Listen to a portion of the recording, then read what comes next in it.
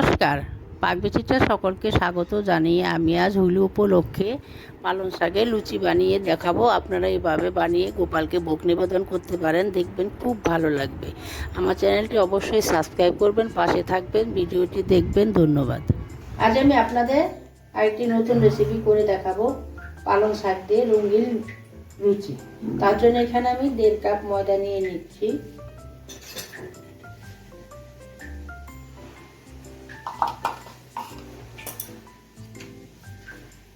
চা চামচের হাফ চামচ গুঁড়ো চিনি দিয়ে দিচ্ছি। চা চামচের হাফ চামচ নুন দিয়ে দিচ্ছি। চিনিটা দিয়ে দিচ্ছি যেহেতু আমি পালং শাক দিয়ে করবো, একটু মিষ্টি মিষ্টি হলে খেতে ভালো লাগবে। 3 টেবিল চামচ সাদা তেল দিয়ে দিচ্ছি ময়ানের জন্য।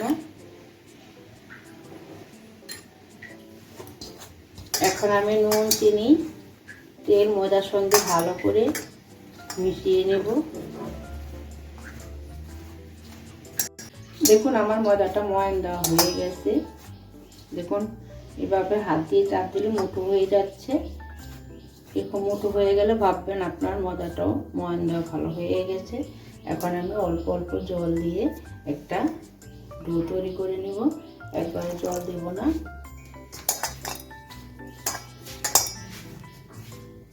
এখন আমি ময়দাটা মেখে নেব। দেখুন আমি এখানে হাফ আটি পালং শাক নিয়েছি। পালং শাকটা আমি একটু বয়েল করে নিব। পালং শাকটা আমি বেছে ভালো করে ধুয়ে পরিষ্কার করে নিয়েছি। 2 মিনিটের মতো শাকটা আমি একটু বয়েল করে নিব।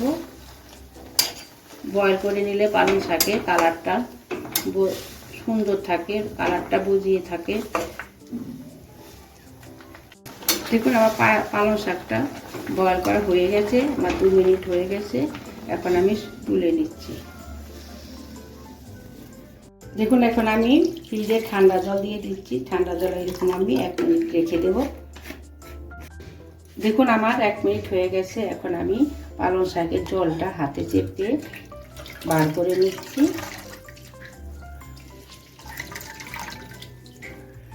একটা মিক্সিং জার নিয়েছি, তার মধ্যে আমি শাকটা নিয়ে নিচ্ছি। অল্প একটু ধনে পাতা দিয়ে দিচ্ছি, এতে কালারটা লুচি সুন্দর আসবে।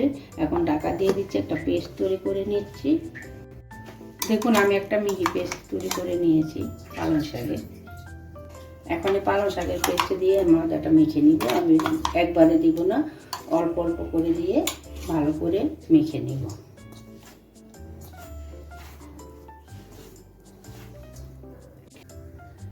দেখুন কালারটা কিন্তু খুব সুন্দর এসেছে। আমি কিন্তু এখানে কোনো রকম জল অ্যাড করিনি, পালং শাকের পেস্টটা দিয়ে মিশিয়ে নিয়েছি। এখন আমি ছোট ছোট করে লুচি ভাজার জন্য লিচি কেটে নেব। দেখুন আমি লিচিগুলো কেটে নিয়েছি। আমি কিন্তু সাইজটা বেশি বড় করিনি, লুচির যে সাইজ সেটাই করে নিয়েছি। দেখতে এখনই কতটা সুন্দর লাগছে। এখন লুচি ভাজার জন্য আমি লিচিগুলো কেটে নেব। তার জন্য একটু সাদা তেল নিয়ে নিচ্ছি।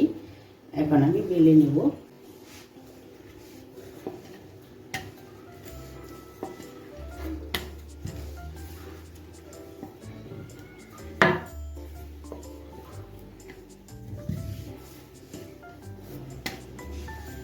দেখুন আমার লুচিটা কিন্তু আমি বেলে নিয়েছি। বেশি পাতলা করিনি, বেশি মোটাও করিনি। দেখুন এরকম করে বেলে নিয়েছি। এখন আমি ভেজে নেব। দেখুন লুচি ভাজার জন্য কড়াইতে আমি সাদা তেল দিয়ে গরম করে নিয়েছি। এখন আমি ভেজে নেব। তার জন্য লুচিটা দিয়ে দিচ্ছি।